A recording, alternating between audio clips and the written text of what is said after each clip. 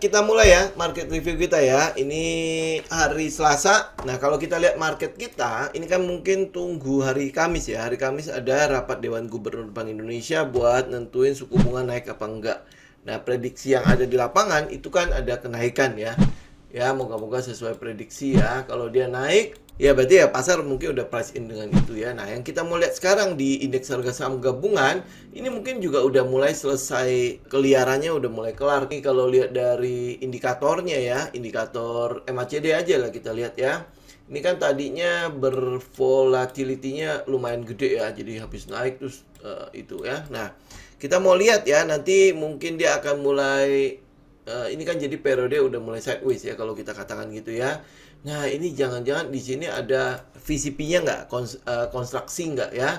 Nah, kalau dia ada kontraksi di situ, ya mungkin daerah-daerah sini. Nah, ini kita harapkan ya, kita harapkan dia bisa break. Nah, kalau dia bisa break, nah ini mungkin ada sedikit harapan lah ya buat kita masih akan bisa kita trading atau seenggak-enggaknya ya sepanjang 2023 ya dia di daerah sini aja lah, daerah sideways gini aja ya.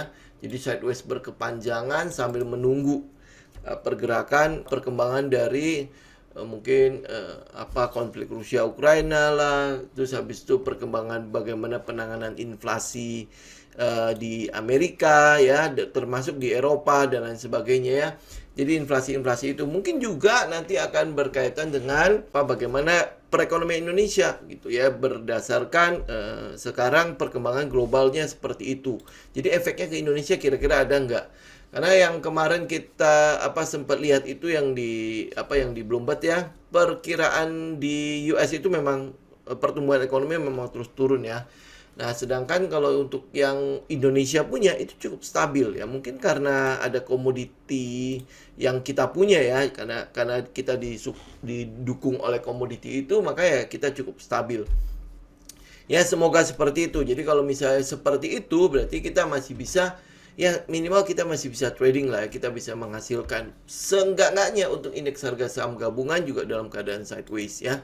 Nah, pada saat koreksi indeks harga saham gabungan itu sebenarnya juga menjadi sebuah kesempatan buat kita mengetes ya indeks saham-saham di dalam indeks kita. Kan ada salah satu aturannya kita kan ya. Jadi kalau misalnya dia memang memiliki karakter untuk menjadi super performance atau setidaknya ini karakternya kuat ya. Berarti kuat dalam menghadapi semua tantangan ya. Jadi pada saat indeks turun, dia harusnya bertahan ya, emiten-emiten dalam indeks kita. Ya kita lihat lah ya, mungkin kalau yang saya pegang sekarang itu cukup oke lah ya, tidak mengikuti pergerakan indeks kan. Dia cukup bertahan. Ya, teman-teman mungkin nanti kita akan bicara beberapa hal ya. Kayak misalnya saham-saham consumer kan itu cukup bertahan ya. Walaupun indeks gonjang-ganjing begitu dia bertahan. Bahkan kemarin udah mulai ada volume yang besar ya untuk yang non cyclical kan. Saya nggak tahu teman-teman melihat nggak, kayak misalnya kayak Mayora yang kita tungguin sideways itu udah berkepanjangan gitu, kemarin tiba-tiba ada volume yang cukup besar kan masuk ke situ. Jadi yang kita lihat itu sekarang seperti itu ya. Jadi indeks mungkin kita kan nggak boleh beropini di market kan. Semua itu tergantung bagaimana market kan. Kita harapkan adalah dia sideways aja. Dia sideways, tidak turun dari 6.600 atau 6.500, tetapi dia berada di sekitar 6.500 sampai sekitar 7.500. Itu pun range-nya udah gede banget ya. Dan yang kita lihat sekali lagi ya, kalau lihat dari indikator MACD, ini kelihatannya udah mulai volatility-nya, liarnya itu ya, itu udah mulai cukup ini ya, udah mulai cukup rendah nih. Udah mulai terkendali ya, udah mulai cukup stabil. Kita tinggal menunggu saja bagaimana hari Kamis ya. Hari Kamis kenaikan suku bunga, habis itu udah selesai. Nah, sepanjang minggu depan itu tidak ada data-data ekonomi apapun yang mungkin akan berat ya ke bursa. Paling nanti di awal Juli lagi. Awal Juli ya berarti inflasi ya, terus habis itu laporan PMI dan lain sebagainya. Paling itu aja ya, tapi mungkin minggu depan agak tenang sedikit ya. Kita harapkan seperti itu.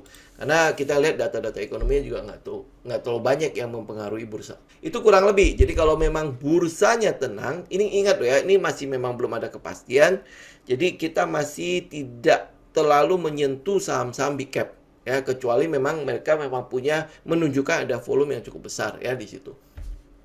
Nah, oke, kita masuk ke beberapa saham yang bisa kita perhatikan untuk minggu ini ya, sepanjang minggu ini, karena minggu lalu kan nggak dapat nggak ada market update segala macam ya. Tapi minggu lalu kalau nggak salah Siko udah sempat break ya. Saya nggak sempat ngecek lagi yang minggu lalu punya. Ya, nah ini kita lihat ya beberapa emiten yang bisa kita perhatikan. Pertama adalah Mustika Ratu. Nah, ini kita tidak tahu ya apakah ada hubungannya dengan Revlon ya, Revlon naik ya, kemudian Revlon bangkrut maksudnya. Jadi habis itu ada ini ya, ada sempalan-sempalan dari market share-nya si Revlon bisa diambil sama Mustika Ratu, kita nggak tahu ya. Tapi setidaknya kita lihat dari dua candle ini. Nah, dua candle ini dengan volume yang cukup besar di situ, berarti ini harusnya ada sesuatu di sana ya. Jadi yang kita tunggu adalah dia bisa retest, dia bisa pullback ya. Nah, ini karena kita udah menggunakan indikator ini, teman-teman bisa lihat lah ya, ini kan udah namanya oversold ya. Kondisi oversold. Jadi harusnya ada pullback di situ. Kalau misalnya udah dalam kondisi oversold saja dia masih terus naik, berarti ini ada sesuatu yang cukup kuat nih mendorong indeks. Mendorong kenaikan harganya ya. Ya, jadi ini mungkin ya sedikit aja ya kita bahas ya bagaimana menggunakan si indikator ini ya. Kita bisa lihat misalnya ini kan dalam keadaan oversold nih. Tetapi kalau dia masih terus naik, berarti ini ada sesuatu yang kuat yang mendorong dia untuk terus naik. Demikian juga pada saat dia overbought ini overbought, ini oversold ya. Nah, demikian juga pada saat dia oversold ya. Pada saat oversold tapi dia indeksnya masih terus turun atau harganya terus turun, berarti ini menunjukkan bahwa dia lemah. Ya, ini kurang lebih kalau saya menggunakan indikator ini kurang lebih begitu. Ya kayak ini, ya ini sekarang ini kan overbought ya, overbought. Tapi kalau dia masih naik terus, nah berarti ada something yang kita nggak tahu. Ya, kita nggak tahu apa itu, tetapi ada sesuatu yang kuat terus mendorong kenaikan harga. Ya, mungkin nanti ada corporate action apa ya tiba-tiba keluar ya.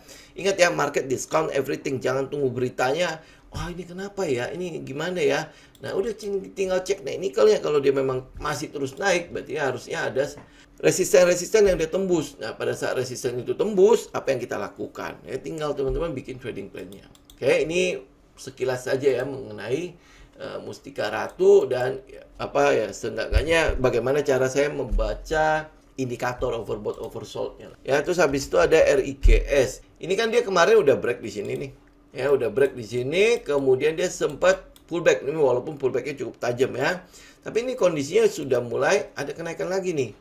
Teman-teman bisa ini buat swing doang ya. Ya, nah ini teman-teman bisa ambil pada saat dia break 600. Berarti kan dia udah lanjutin trend kan? Ini RIGS, kemudian ada GPSO. Kita hanya tinggal menunggu dia break saja. Dia break. Nah, ini teman-teman udah tinggal tungguin ya. Kalau dia bisa break, udah pakai indikator ini udah terlanjur ya. Nah, ini teman-teman bisa lihat ya, di sini dia break. Ini udah kondisi overbought kan. Apakah dia akan turun atau dia naik? Nah, kalau dia naik itu ya, itu menandakan gua kuat tuh. Gua ada something yang mendorong ini bisa tembus. Oke, kemudian ada BES. Ya, Bekasi Fajar. Ini buat teman-teman yang masih punya barang, berarti teman-teman hold ya. Dia sempat break di sini, kemudian dia udah retest ya. Nah, kalau mau masuk lagi, ini bisa ada satu tempat di 124 ya. Nah, habis itu teman-teman tinggal ngelanjutin trend. Ingat ini, lihat ya. Kalau teman-teman ambil 9 buying testnya, ini kan udah selesai 1, nah ini selesai 2. Berarti kan dia sebenarnya udah potensi untuk melanjutkan trend ya. Berarti ini kondisi bisa jadi ini ada di LPS-nya. Jadi kalau dia lanjut ya berarti kan next LPS kan. Ya, ini untuk best. Jadi kalau udah punya barang, hold. Belum punya barang itu kalau nggak salah di area 124 ya. 124 teman-teman bisa perhatikan. Kalau dia kuat, teman-teman bisa cicil di situ. Kemudian ada satu, ya ini juga properti ya. Nah, kalau ini teman-teman perhatikan fundamentalnya lah. Kalau misalnya tidak terlalu suka, nggak usah dipaksakan ya. Ini apa yang kita lihat? Satu, ini ada di money spot. Ya, ini untuk satu. Ya, tinggal cek ya fundamentalnya lo ya. Oke. Nah, kalau dia ada di money spot, ini mungkin adalah area stop loss-nya. Teman-teman kalau yang agresif, cicil, konservatif, tunggu dia break 115. Ya, ini satu. Maksudnya satu emitennya ya. Kemudian ada namanya ISAT. Kalau ISAT ini sudah mulai ada alasan untuk kita masuk nih. Alasan untuk kita masuknya ada di sekitar 7.200. Jadi kita mau tunggu dia break trendline ini.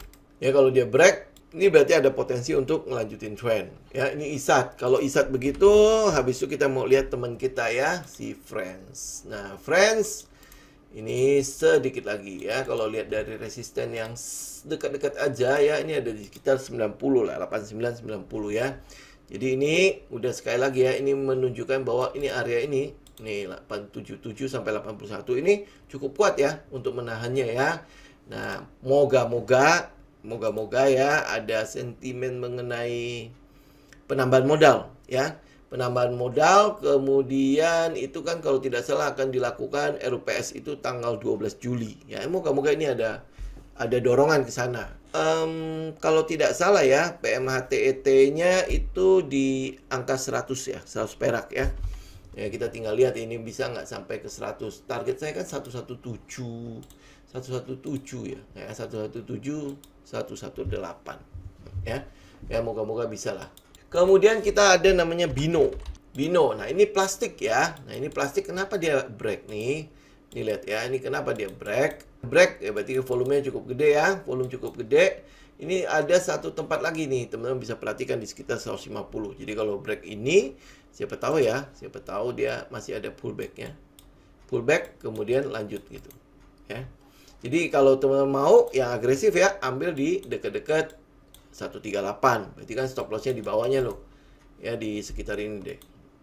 Ini ya, ini low-nya. Nah ini stop lossnya. Kalau misalnya teman-teman yang konservatif, tunggu dia break 150 ya, 150 teman bisa cicil, siapa tahu dia ada pullback-nya baru naik lagi ya. Itu untuk Bino. Kemudian ada namanya Toto. Ini dulu sih dia tidak terlalu ikut-ikut banget ya, jadi teman-teman perhatikan aja ya. Nah, Toto kita perhatikan, kenapa? Karena satu, dia kan udah naik sini, kemudian ini udah naik situ. Nah, ini masih istirahat nih. Nah, kalau dia masih istirahat begitu, ya berarti kan stop loss-nya udah kelihatan tuh. Ya kan? Stop loss. Ya, stop loss. Jadi kalau dia break, dia naik, ya udah teman-teman tinggal ikut aja, stop loss-nya di situ. Resikonya rendah gitu kalau dia membentuk setup gitu. Oke, ini Toto, tapi perhatikan juga ya, dulunya sih likuiditasnya jelek banget ya. Dia paling cuma ada berapa puluh lot, berapa ratus lot. Nah, itu teman-teman perhatikan juga ini. Ya kalau memang nggak cocok dengan likuiditasnya, ya teman-teman jangan masuk ya, tinggal cari yang cocok aja ya. Kemudian ada Mayora, ini yang saya bilang tadi. Ya kan kemarin kita tungguin dia break ya dari sini nih. Ya kita tungguin dia break. Nah, kemarin berarti kemarin ya hari Senin ya. Ini ada volume besar sekali dan dia break. Hari ini kan dia pullback ya. Ya seperti yang kita bicara kemarin ya. Ya kita harapkan ini moga-moga dia ada pullback. Nah, ini kita tinggal lihat nih pullback-nya ke arah mana nih. Yang saya harapkan ada sekitar 1850. Ya ini volumenya kan kecil kan, ya kan? Lihat ya. Ya. Cukup harmoni kan? Nah, jadi teman-teman jadi perhatikan. Ini menjadi satu kesempatan nih buat kita cicil ya. Kemudian tinggal kita hold habis itu. Jangan lupa lo ya, kita nggak trading cuman hari ini, buat hari ini ya, kemudian besok ya cari lagi susahnya, gitu kan? Kita nggak, ini kan kita udah tungguin ya Mayora dari kondisi dia sideways. Nah sekarang dia menunjukkan bahwa gue mau mengakhiri sidewaysnya nih, tinggal tunggu konfirmasi doang, dia pullback ya, pullback terus lanjut nggak ya. Nah kemungkinan lanjut apa enggak teman-teman lihat di sektoralnya, kayak misalnya Unilever, ICBP, INDF, Kino, terus apalagi ya satu sektor sama dia. Kalau itu sama-sama menunjukkan pergerakan, sama-sama menunjukkan adanya volume, itu berarti apa? Mereka sepakat gitu. Mereka sepakat bahwa ini memang sudah waktunya consumer itu mulai naik lagi. Consumer ini kita udah mention ini dari kapan ya?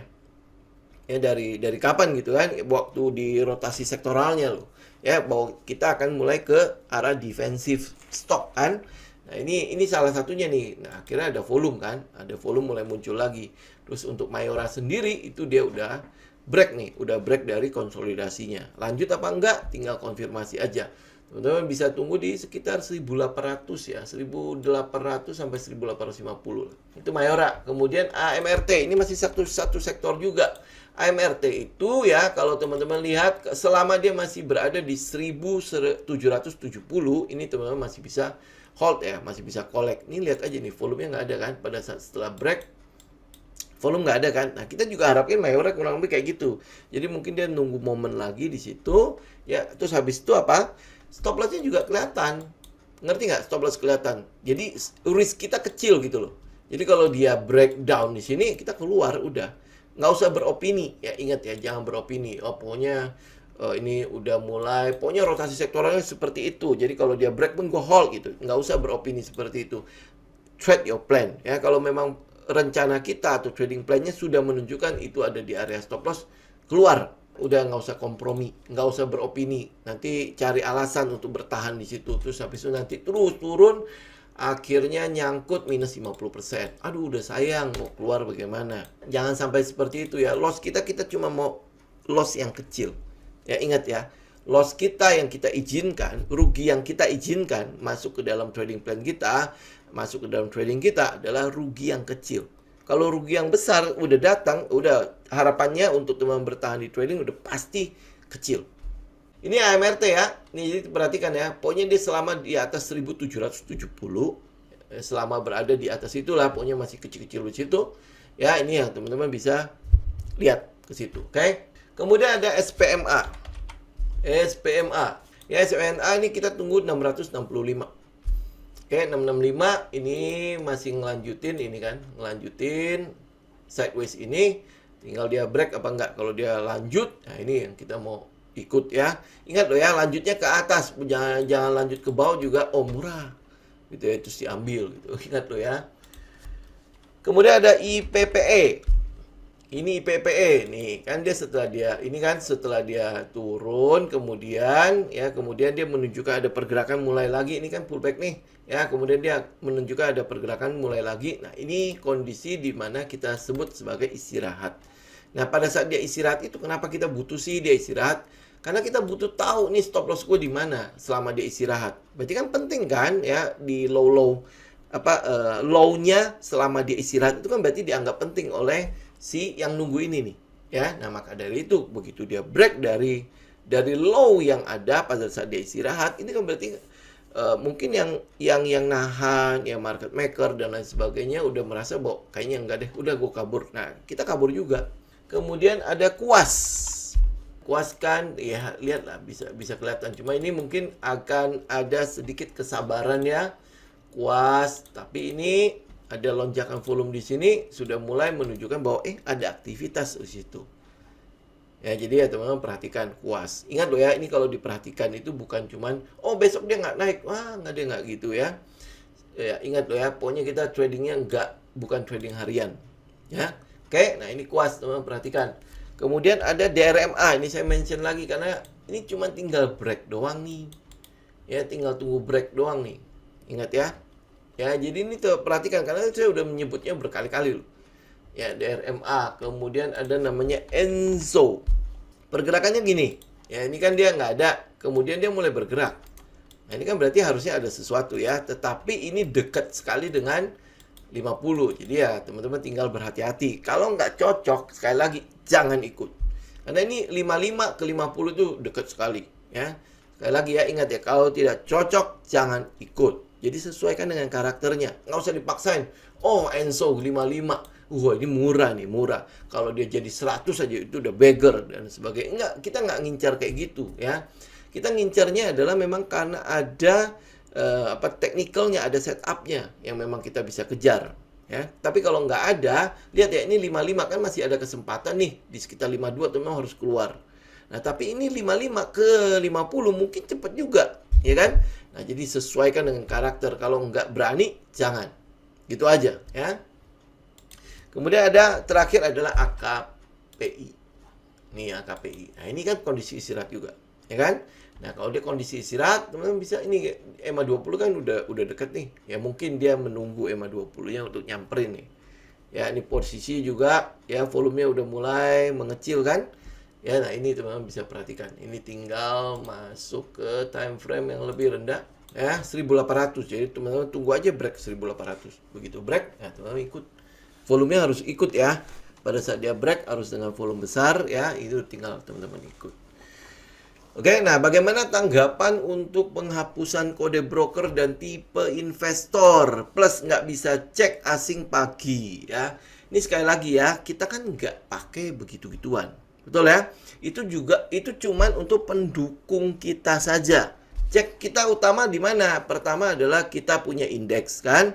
Indeks itu akan menjadi patokan utamanya kita. Kenapa? Karena kita tahu alasan kenapa market maker masuk ke dalam saham-saham tersebut. Ya kan, harga itu kan bergerak karena dua hal kan.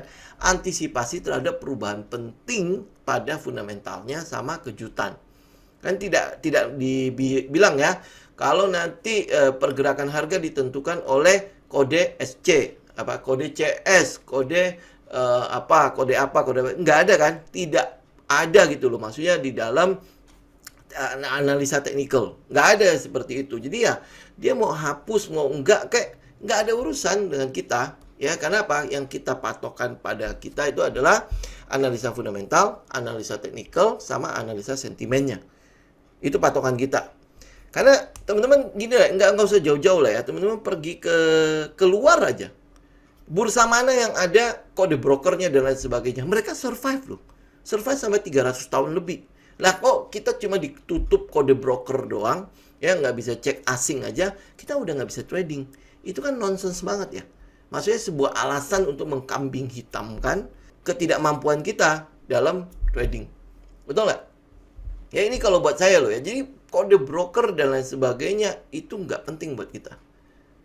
Kalau teman-teman ngaku trader, ya berarti kan kita lihatnya technical. Kalau tekno-fundamentalis, kita gabungkan antara fundamental, technical, dan sentimen analisis. Ya, nggak ada kan? Kita di situ ada kode-kode brokeran, ya. Oke, ini kurang lebih, kalau tanggapan saya sih kurang lebih begitu. Jadi nggak ada alasan, apalagi nanti ARB-nya simetris. ARB simetris tidak berarti harus dituntut kode broker harus ada baru sekalian gitu ya. Teman-teman lihat di Wall Street segala macam itu nggak ada ARB, nggak ada arah. Nah, mereka survive loh. Itu kenapa? Karena ada namanya risk management, ada namanya manajemen risiko di dalam setiap persiapan trading mereka. Nah, yang kita lakukan di Bursa Efek Indonesia ya terlalu dimanjakan menurut saya ya. Sekarang udah dibatasi 7%. Dulu kan nggak ada cerita soal 7% kan ARB. Dulu nggak ada loh. Ya sebelum pandemi itu nggak ada cerita soal ARB 7%. Ini udah ditolong gitu loh. Udah dimanjakan oleh otoritas bursa dengan menahan ARB cuma 7%. Sehingga kita menyepelekan yang namanya manajemen risiko.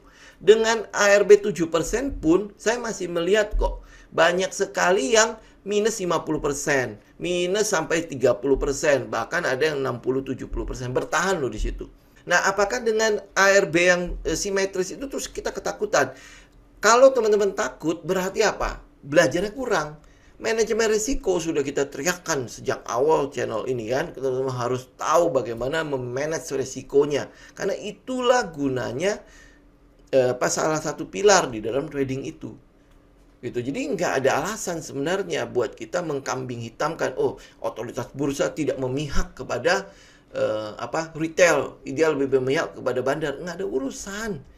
Gitu. Kalau memang udah tahu begitu, itu sama kayak gini loh. Sama kayak gitu ya. Waktu kita kecil, boleh kita tergantung pada orang tua kita. Tapi apakah kita kalau udah dewasa segala macam, kalau kita akhirnya gagal dalam hidup kita, ya kita menyalahkan orang tua kita? Enggak dong. Ya kan? You udah punya jalan sendiri. Betul nggak? Ya, nah, mungkin awal-awal teman-teman baru keluar, teman masih bisa balik ya, minta tolong sama orang tua. Tapi setelah udah gede, udah dewasa, udah tahu ya bagaimana kehidupan ini, you masih tergantung sama orang tua. Berarti kan udah gimana? Orang tua kalau nggak ada, lu kelabakan juga kan? Nah, sama halnya dengan di trading. Kita nggak bisa ngandalin otoritas bursa untuk terus-terus membantu kita, memanjakan kita. Karena itu bukan trading sebenarnya. Saya pikir tanggapan ini udah cukup sering kok saya lontarkan. Jadi bukan cerita bagaimana orang lain membuat kita jatuh. Bukan cerita soal orang lain tidak membantu kita karena kita jatuh dan lain sebagainya ya. Ini adalah soal bagaimana kita berdiri di kaki sendiri. Ngaku trader ya kan, pakai uang-uang sendiri kan, tidak disetor sama otoritas bursa kan, bener nggak? Pada saat kita rugi, otoritas bursa juga nggak nolong kita, karena semua resiko itu ada tangan kita. Jadi ya udah atur sendiri. Jadi jangan manja. Jadi trader jangan manja. Oke? Ya, oke ya. Jadi itu ya teman-teman ya. Untuk hari ini semoga cukup bermanfaat. Jadi jangan lupa nanti bikin trading plan-nya ya. Kita harapkan sih adalah kita bisa stay di market ini. Jadi setidaknya ya, kita masih bisa lah dapat pundi-pundi nggak terlalu membosankan. Saya tahu kok teman-teman kalau misalnya dibilang wah berita buruk di market semua pasti bubar ya.